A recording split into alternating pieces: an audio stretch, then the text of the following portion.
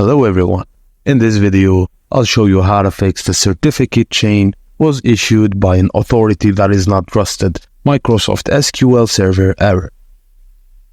Firstly, when the error message appears, click on OK button to close it.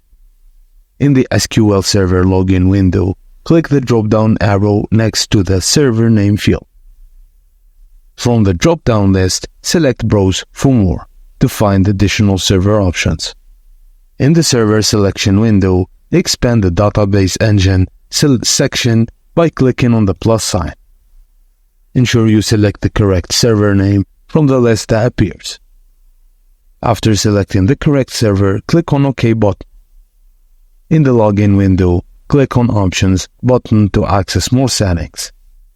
Navigate to the Connection Properties tab to view additional connection options.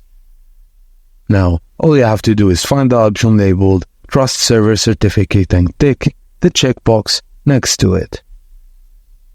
After checking the box, click on the Connect button to establish a connection. And done. You should now be connected to the SQL server without encountering